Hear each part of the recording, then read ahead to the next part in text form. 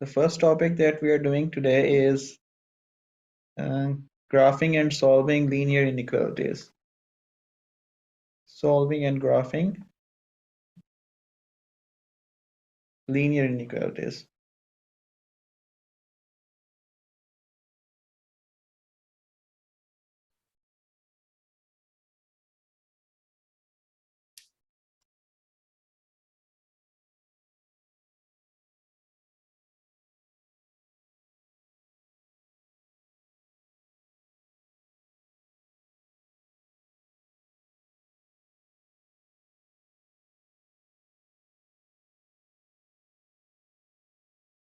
So, like we did the linear equations before, now we are doing the linear inequalities. So the difference between the linear equation and the inequality is that in linear equation we use the equal symbol. The both sides of the expression are equal. We use the equal sign like this.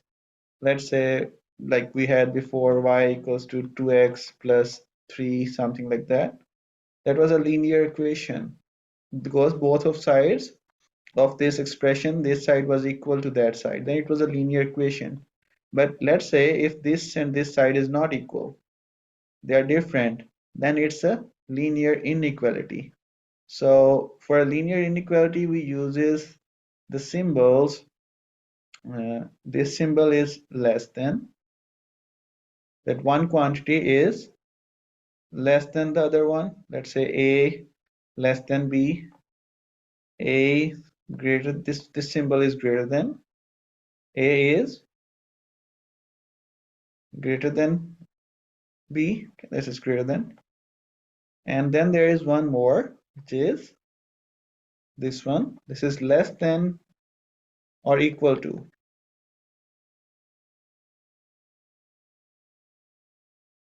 Like the first quantity, let's say the quantity a is less than or equal to the quantity b or the expression b, whatever. So then there is another one, a is greater than or equals to b. So this one is greater than or equal to. So these are the four symbols that we use in linear inequalities. So let's start by writing a linear inequality. Let's say we have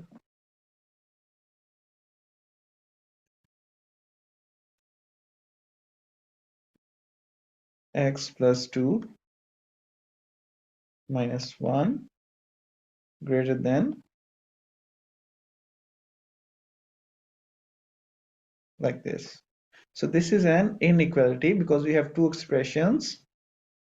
This is one expression, and that expression is greater than the other expression on this side.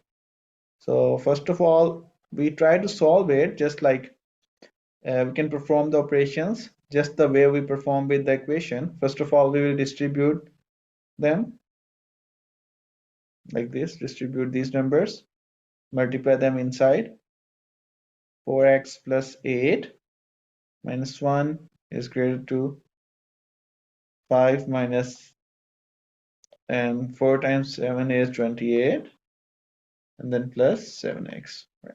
Then we combine them, let's say the like terms, 4x, and we got this as 7. 4x plus 7 is greater than negative 23 plus 7x. And we want to find those values of x for which these are greater. So there is like, we can find we can like have two different methods, but let's go with this one first. So we will combine the x terms on one side and the other terms on the other side, just like the linear equation. So let's say we subtract the 4x in both sides, in both inequalities. We subtracted the 4x here and here. So we get 7 greater than minus 23, and 7 minus 3 is plus 3x. Okay, then we added the 23 on both sides of the inequality. So we get 30 is greater than 3x. Okay, so this is an inequality. So it's same if you write it like this. You see the arrow is still pointing toward the 3x. Before I was saying that 30 is greater than 3x. Now we can also say that 3x is less than 30. That's the same thing. Okay. Then after that, we divide it both sides by 3. We divide both sides by 3. So, oh, then we can simplify and x less than 10.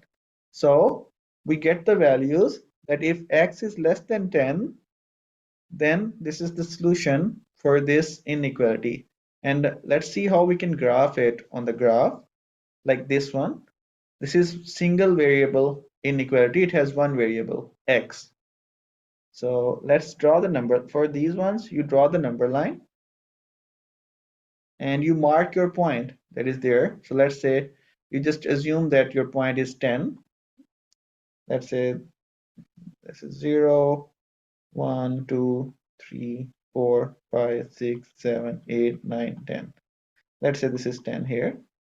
So as you can see, this symbol is just less than, all right? There's no equal to sign with it. So if the symbols are for less than like this, then you put the open circle. You put an open circle at 10 because there is no equal to sign with it. All right. And then you look at you can check this inequality that which numbers on the number line are less than 10. So let's see, we check that, okay, the number that are on the left side,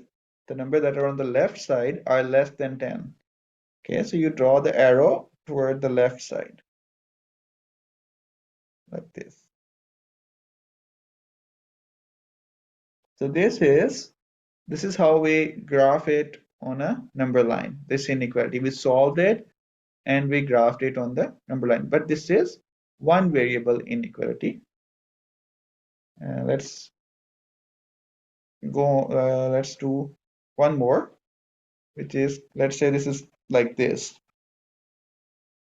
8 is less than or equals to 3 minus 5x is less than 12. Now if you see there is two inequalities that are combined together. We are saying that this expression in the middle, is more than 8 because 8 is less than or equal to this thing. So it means the number that are here in the middle, they can be equal to 8 or more than 8.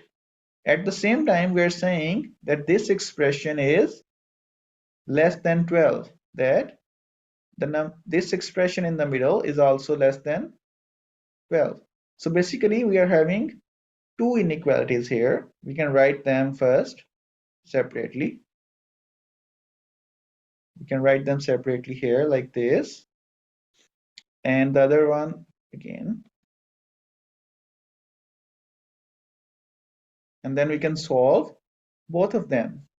And then we can combine the answer at the end. So we will subtract 3 on both sides for this one. It will give us 5 is less than or equals to minus 5x. Again, as I said, we can write it as negative 5x greater than or equal to 5. You see the arrow, this arrow is still pointing toward the 5. In here, it's also still pointing toward the 5. So it means its direction is not flipped. We just change the position of the variable and the constant, these things. So then, okay, next thing is we divide both sides by negative 5. But in equations, there is a difference between an equation and an inequality. If we divide or multiply an inequality by a negative number, then its direction or its inequality sign flips. Since we are dividing it with a negative 5, now its direction will be flipped. Its direction is flipped because we are dividing by a negative number.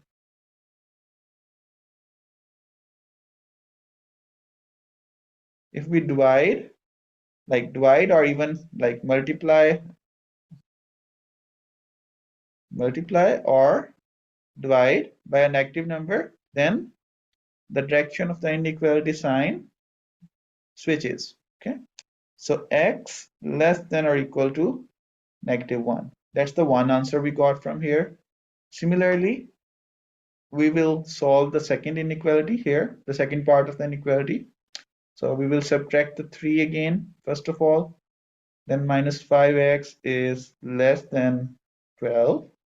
Oh, sorry, 12 minus 3 is 9. And then we divide both sides by -5. Since we are dividing it by negative number, the inequality sign changes. Okay, so x greater than -9/5. Now we have these two inequalities. First of all, what we will do, we will draw the number line like this. And you will mark those points on the number line. So one of the point is -1. Let's say this is 0. Let's say this is -1. And this is -9/5, which is a little less. This is -2, so -9/5 will be somewhere here, over there in the middle. So the first one, you see this one, it has a small line with it, which represents the equal to sign. When you see this, you draw a circle, but you fill in it. You fill it. It's a solid circle. It's not empty. You draw a solid circle there. Then you see the direction. Which number? Oh, sorry, my bad. I draw it on 0. It should be on -1 because the number was -1 here. Sorry. So here, now we see which numbers are less than -1. So the numbers that are on the left side, like -2, -3, -4, all those numbers are less than -1. Now we also graph the other one. Let's say this is my point -9/5. But we can see there is no equal to sign with this inequality here. There is no equal to sign with this one here. So it will be an open circle. Okay? And the numbers should be greater than 9/5. So which numbers are greater than -9/5? The numbers that are on the right side of the thing. So it will go this way. So the solution for this inequality is the common portion where both the colors are. Yeah? Where both the colors are. So like that. So from -9/5, -9/5 is not included. So we will put a open, or you can say this. So this is called open bracket or parenthesis. It means -9/5 is excluded. -9/5 is not the part, and up to -1. You see, because up to -1 we can see both colors, and then -1 we will draw a square bracket. It means the -1 is the part of the solution. This one is included because this one is the solid circle. So that's our solution for this inequality. The solutions of inequalities are usually intervals. So the solution of inequalities are usually the intervals, not just one number, but a whole intervals. Okay, so this was the one variable linear inequalities. Let's say if we have two variables linear inequality, let's say we have 2x minus y that is greater than 1, and we have two inequalities, and then another inequalities is x minus 2y is less than -1. So first of all, what we can do is we can write them as equations. We can suppose them as equations. Okay? Suppose them as equations, right? So let's say we have the equation 2x minus 5 equals to 1. Okay. So we will move the 2x to the other side. That becomes negative on the other side, and plus 1. Then we multiply everything by minus 1. So y equals to 2x minus 1. So that's like we assumed it as an equation and we write it into slope intercept form. Similarly, let's do the same thing for the second one. Let's do the same thing for the second one. X minus 2y equals to minus 1. We will subtract the x on both sides and then we will divide by the negative 2. So it will be x over 2 and negative times negative will cancel out, make it plus 1/2. Now we have these two equations. We know how we can graph them, or even we know how to solve them, but we can solve them graphically. This one. Okay. So we will solve them both graphically and algebraically as well. So let's also first start with solving them graphically. Graph them, let's. So y equals to 2x minus 1. So the y-intercept is minus 1 here, and the slope is 2. It means if I move 2 units to the right, sorry, 1 unit to the right, I will go up by 2. The slope is 2. So it means if I move 1 unit right, I will go up by 2 units. All right, so this is the first one. Okay, and we see this one, you see this inequality that we started with here, sorry. It do not have equal sign with it. It do not have equal sign there. So the line that we will draw will be a dotted line. It's called dotted line. Okay, this is dotted line. It's not solid. The line that we draw that is like without dots is called solid line, but this one is dotted line because we do not have any equal to sign here. It means we cannot be equal to that. You look at there to decide if the line is solid or the line is dotted. Now what you do is you got two portions for this plane. One is above the inequality, this line, and one is below the line. So you can pick one point from each part. Let's say I pick the test point as 0, 0, which is above there. Okay, and I put it into, substitute it into this given inequality.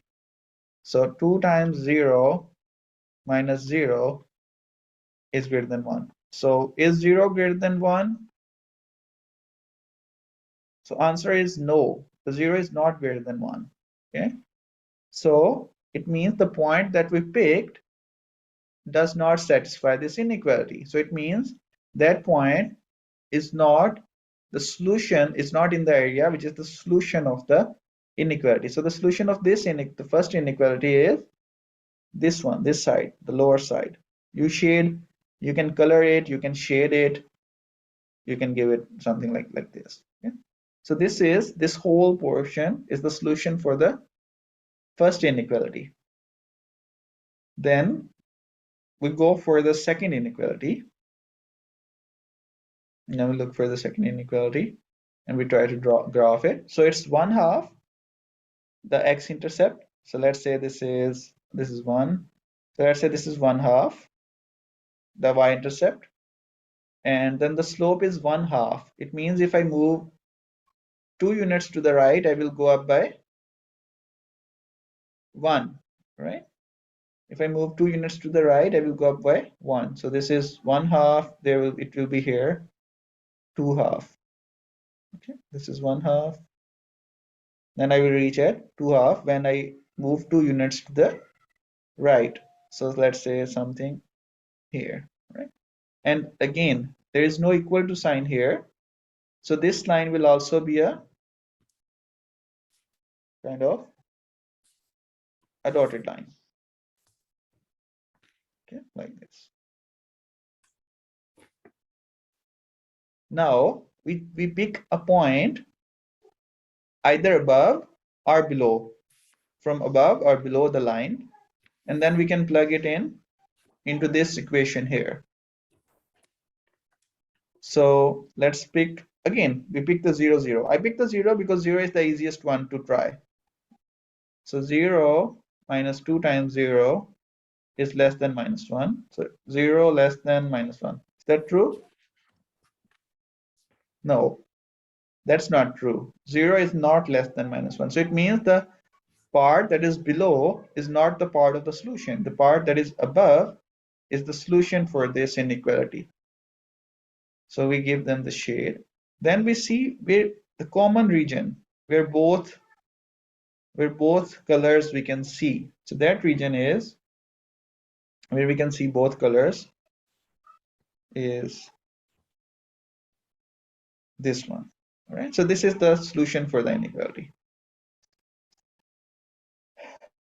Okay. So we have limited time. So considering our time, I will now move on to next topic. You can do something more in inequalities, but then we will be left with less time for the next ones. So let's try, move on to next topic. The next topic is second topic for the day. That one is exponents and exponential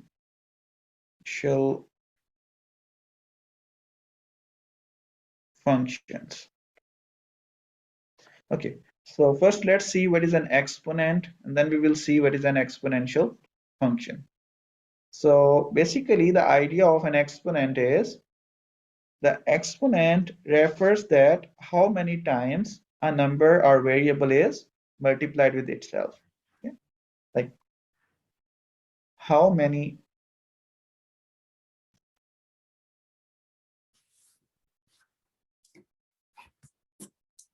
times a number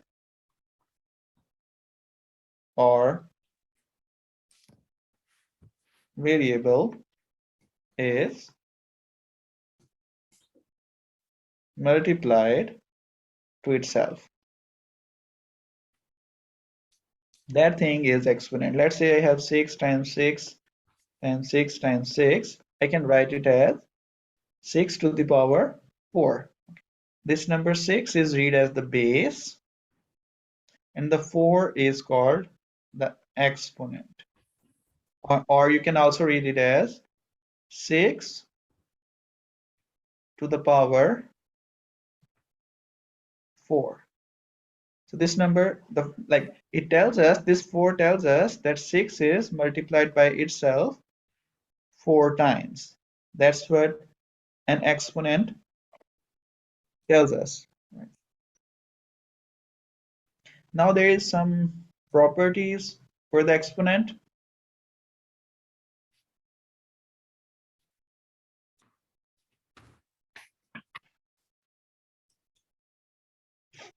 Let's say if we have a number a and it has some exponent x, right?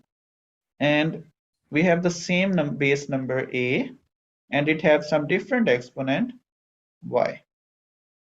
A is like a belongs to any real number. A is from the real number, and x and y's are the variables, or it's also the exponents. They are also the numbers. But a is a fixed number. A is a constant base. So let's say if we want to multiply them, if we multiply them, we can write them the base as 1 time. We can write the base as same, and the variable, the exponents up there,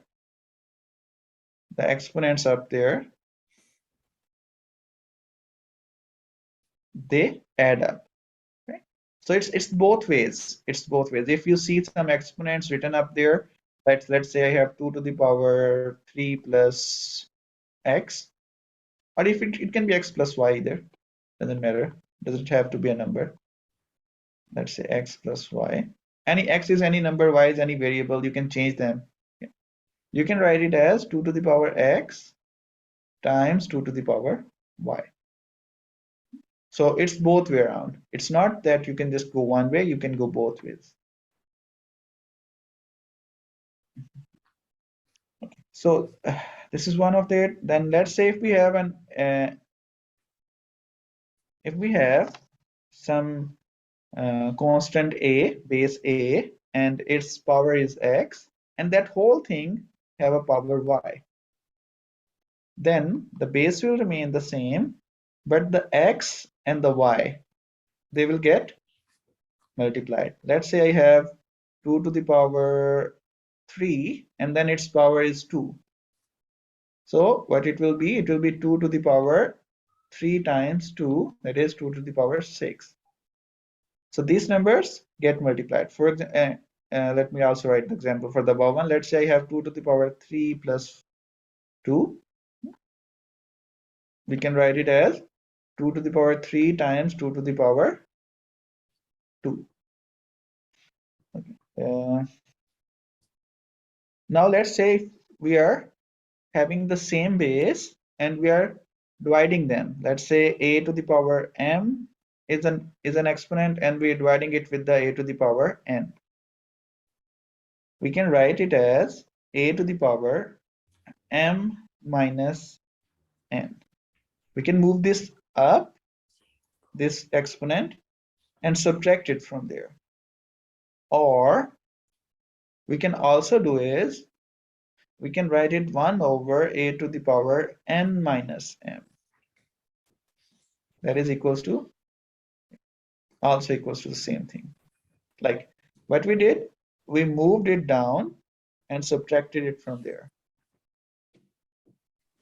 So this is the rule for when we are dividing it. Let's say I have some number, let's say 3 to the power 8, and we divide it with the 3 to the power 5, like this. So I can, usually what we do, we move the smaller number to the other side. So the number in the denominator 5 is a smaller exponent. We will move it up to the numerator toward the bigger exponent. That will be, so we can get this for this. So that's how we can write it. Then again, if we have something, let's say a to the power is minus x, you can write it 1 over a power x. It's both ways as well. Let's say if I have 1 over a to the power minus m, I can write it a to the power m. So if I have it a negative in the numerator, I can bring it down in the denominator and make it positive. And if I have a negative exponent in the denominator, I can move it up in the numerator and make it positive.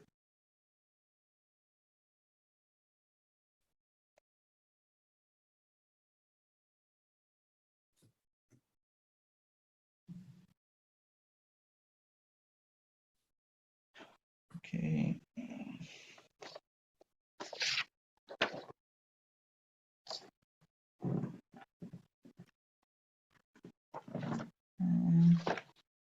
All right, just let's do an example.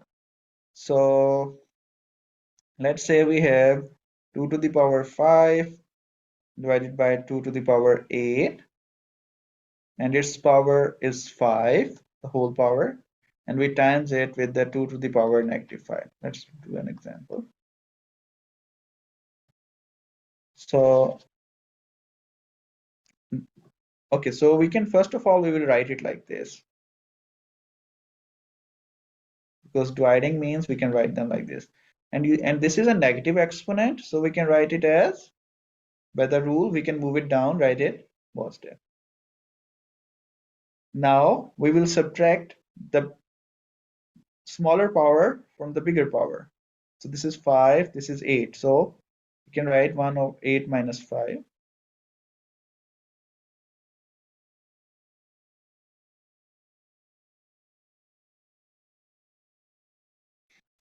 Then 1 over 2 cubed power 5 times 1 over 2 power 5. Okay. Okay, now I forget to tell uh, another thing. Let's say if we have a and its power is m times b, and its power is something whatever n, and the whole thing have a power, let's say x. So that power will be distributed among all of them at a mx times b and x, that gets distributed on each one of them separately. Similarly, this is 5, so it will be 1 to the power 5 and 2 cubed to the power 5. This power will be distributed among the numerator and the denominator. So 1 to the power 5, it means 1 times 1 times 1 times. So it does not matter how many times you multiply the 1 with itself, it's still 1. And we follow the rule that 3 times 5, because it's the power of a power, so it will be multiplied. So it will be 2 to the power 15 times 2 to the power, times 1 over 2 to the power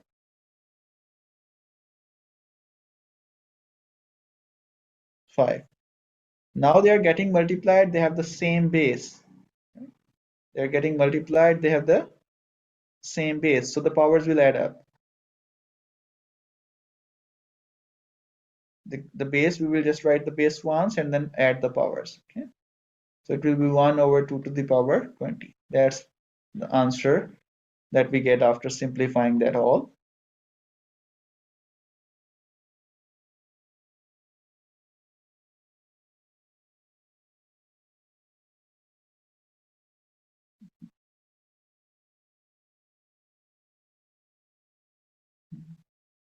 Okay, let's try one more example. Let's say we have minus 4 and its power is m plus 1, and we are doing it times minus 4 to the power 5, and this thing is equals to minus 4 to the power 7. We want to find the m.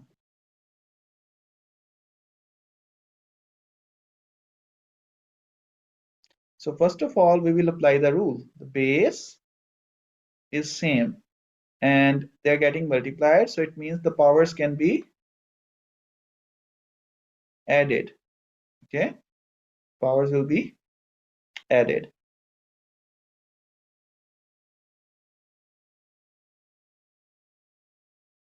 Okay, so then m minus 4 m plus 6 equals to minus 4. Okay, so this portion is same. Minus 4 and minus 4 is same. So if we want to make it equal, then the exponent must also be equal. If you want to make it equal, then the exponents must also be equal. So it means m plus 6 should be equals to 7. Then both of these will be equal. So m is equals to 7 minus 6, that will be 1. So that's the m that we have here. If we have m as 1, then the both sides of the equation will become true. Okay, so next thing in this topic is exponential function. Similarly, like we had linear functions, they had their form. So now we have a exponential function, they also have a form. So the functions that are of the form f of x equals to a times b to the power x plus c, these kind of functions, they are called exponential function. It's an exponential function.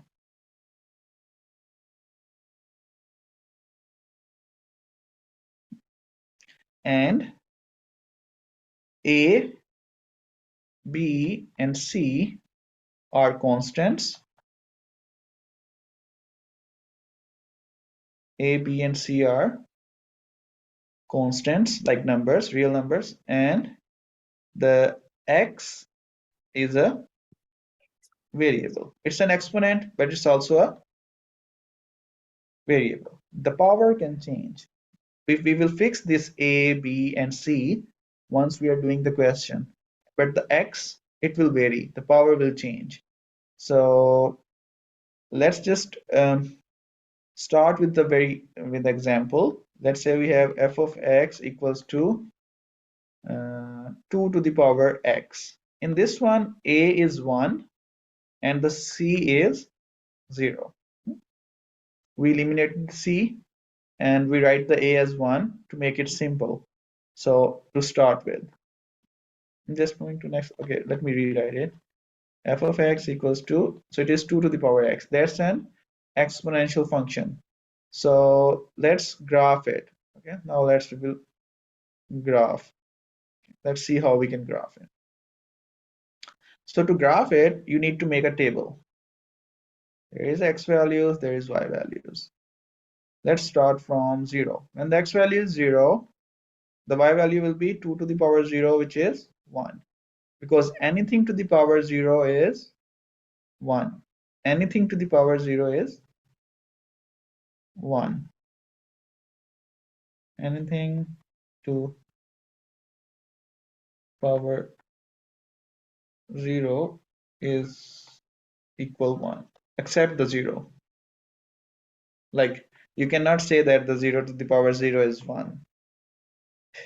It does not work for this thing, but for other numbers, other than 0, if their power is 0, they are equals to 1. Okay, so 2 to the power 0 is 1, then we plug in 1.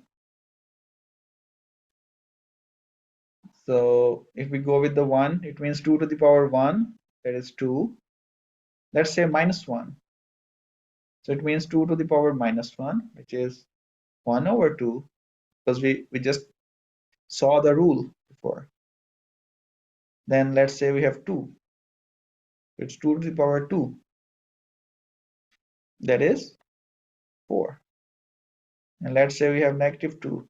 So that will be 2 to the power negative 2. That will be 1 over 4. It's like this. Now what we will do, we will graph them.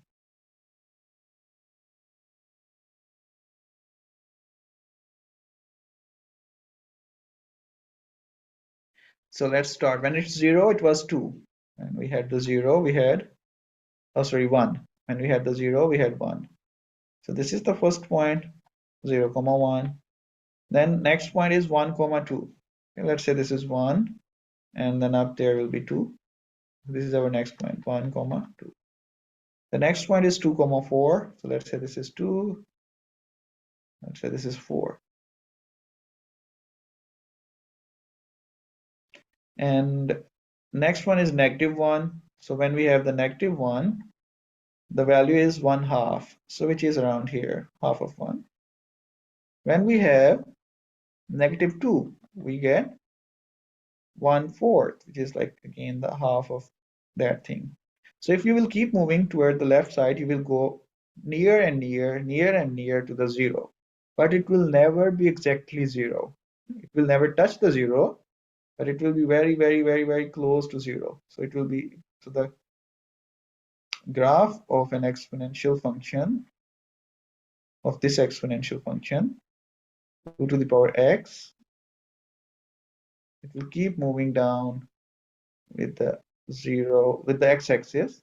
Like it will keep moving with the x-axis, but it will never actually touch it, but it will get very, very, very, very, very, very close to the 0.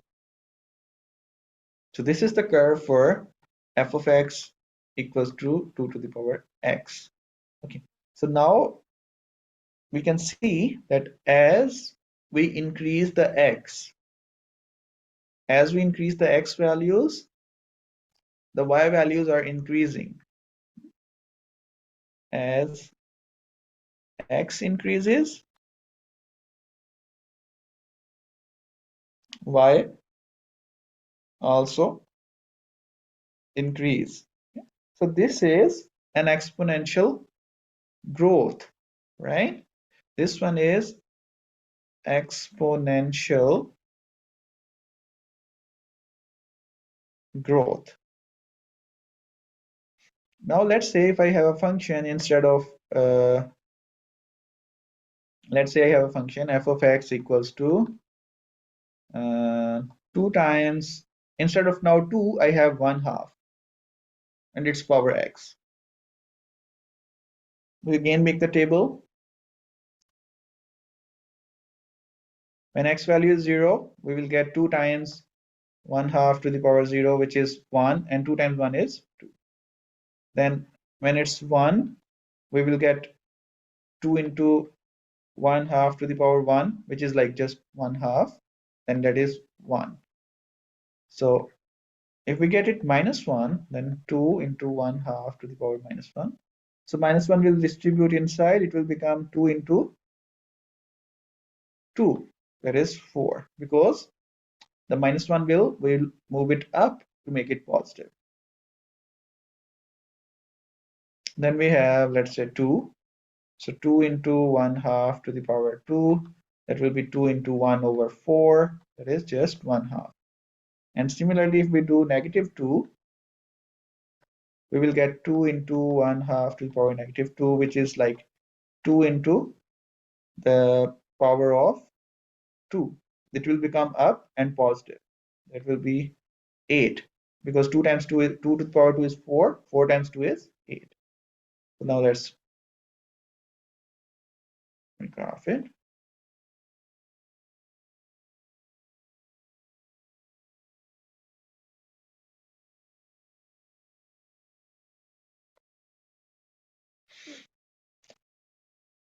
So let's say this is 1, this is 2. So when x is 0, y value is 2. The point is, let's say 0, 2. Then the next one that we have is 1, 1. Right? Let's say this is 1. This will be 1. 1 will be here somewhere in the half. Let's say this is 1, 1. Now the next one is, it's -1. It is 4. 1, 2, 3, 4. Let's say it's here.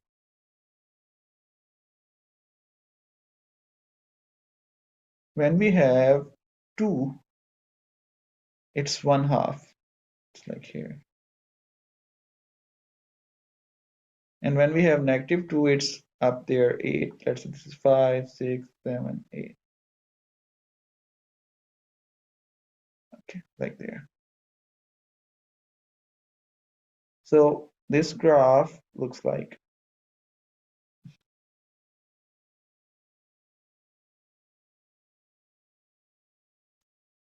so if you can see, as x increases, y decreases. So this one is an exponential decay for something. Like so, the general rule is, let's say f of x equals to b to the power x. Let's say when we have a, something like that. So if a is greater than 0, a should not be 0, should be greater than 0, and the b is also a positive number. B is positive number. Okay. Then if b is greater than 1, b is, or maybe wait, if b is greater than 1, b is a real number. If b is greater than 1, okay, like this, then it's a growth. Then it's growth. But if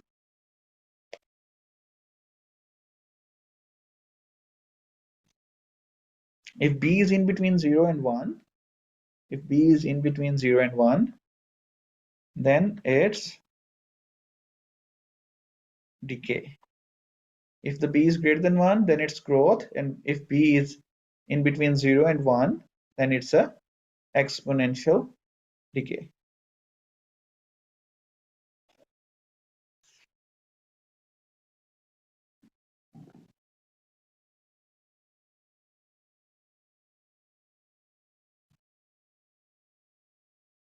Okay, so let's move on to our last topic for now, the third one, that is ratios and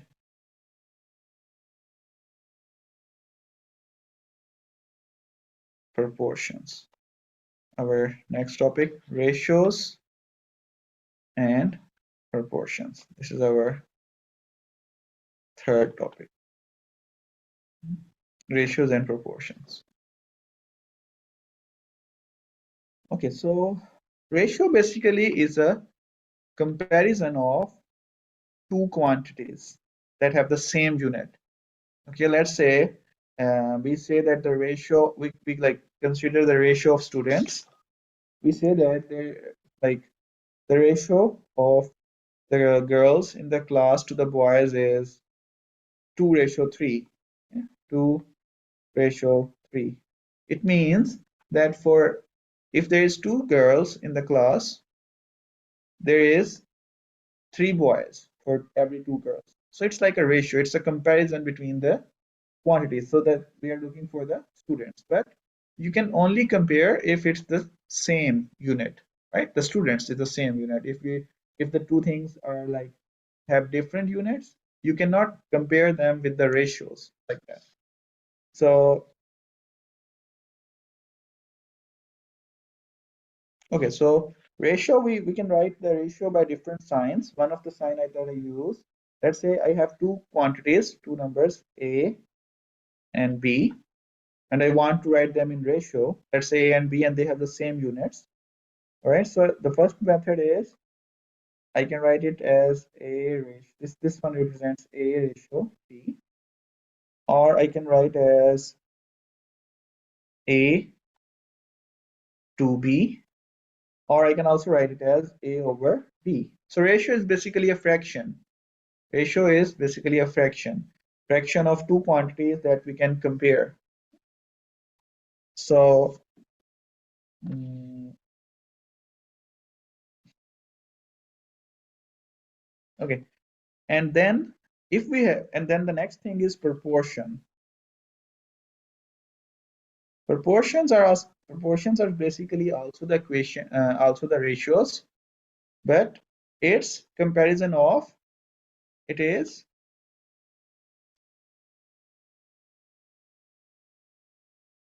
comparison of two ratios, and it's an equation. It's an equation. Proportion are equations, and ratios are the expressions. Ratio is an expression. You see, it's A over B, like 2/3. It's an expression. It's a ratio. It's not proportion because there is no equality sign. In proportions, we use equality sign. They are equations. Let's say I write 2/3 is equals to 4/6. I'm comparing two ratios, first ratio and second ratio. And when these two ratios are equal, and if these two ratios are equal,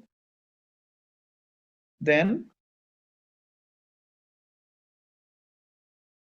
if these two ratios are equal, then we call them proportion.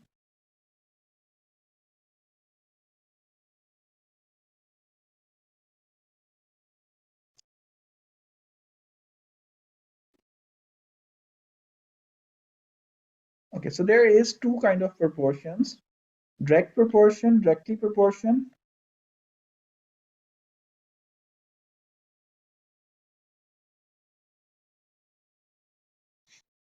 and inversely proportional. Okay, so in directly proportional, if one quantity increase, okay, if one quantity increases, then second quantity also increase.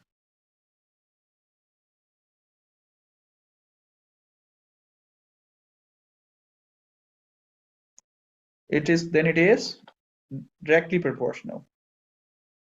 Then they are directly proportional.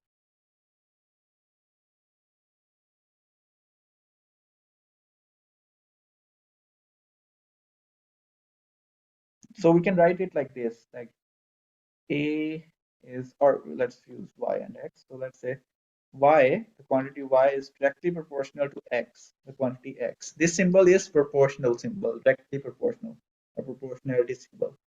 So let's say Y represents the Y represents the money, okay, that someone's earning. Y represents the earning, and X represents the number of hours they work. So if the number of hours they work increases, that will also increase the amount of money they will earn, right? So we can also write it as Y equals to K times X. Here K is called proportionality constant. This is like, let's say, how much they get per hour. Let's say they get $10 per hour. So you can write that Y equals to 10x. So this 10 is a constant. You determine it once, it remains the fix. But if your number of hours for work increases, your amount of the money that you will earn will also increase. So they are directly proportional. Then there is another thing which is inversely proportional. The next relation can be inversely proportional. So if one quantity increase,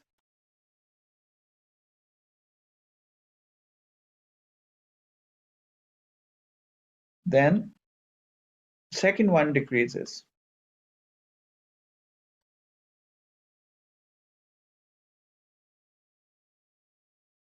Then we say these quantities are inversely proportional. Then we say they are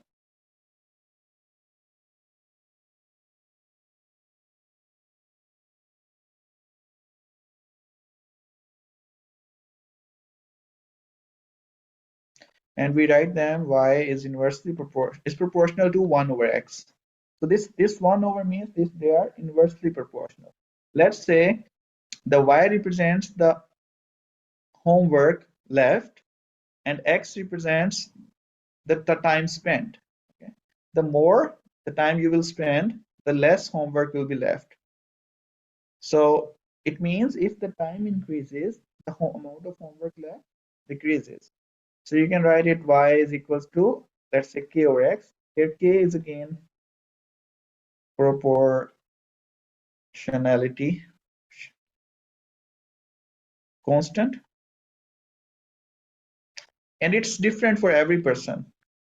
Like someone can be doing, someone can do, let's say he can do one subject's homework in 1 hour. Someone can do 2 3 subjects in 1 hour. So this k, it depends, it's the speed of doing the homework for each person. So it's different for everyone, but it's constant for everyone. So like that. So in this case, this is an inversely proportional relationship, because as the x increases, the y decreases.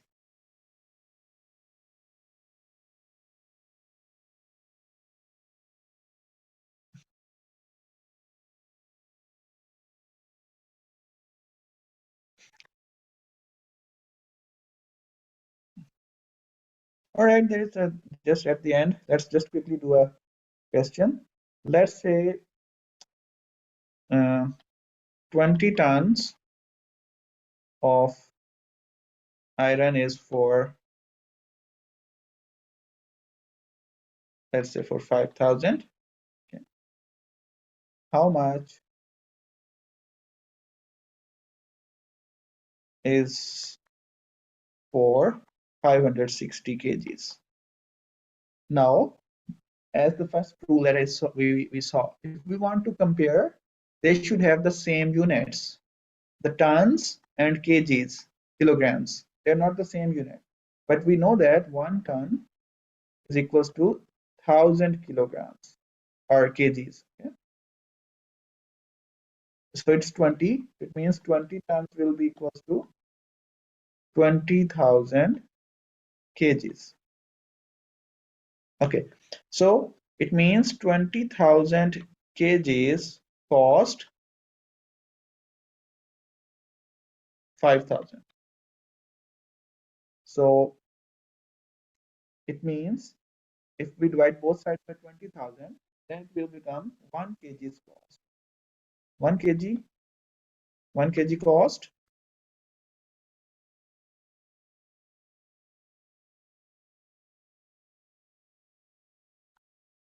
So that is 1 over 4.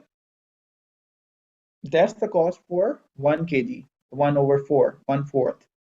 Now we want to see how much for 560. So we multiply it with 560. So 1 over 4 times 560, because it's for this one for 1 kg, so 560 kgs cost. We multiply both sides by 560. So I think let's cancel it out. So 1 goes carry, 4, and then 0. So it's 140. So for 560 kgs, it cost 140. So that's how we can use the ratios, proportions to find some unit rates and quantities. Okay, so that concludes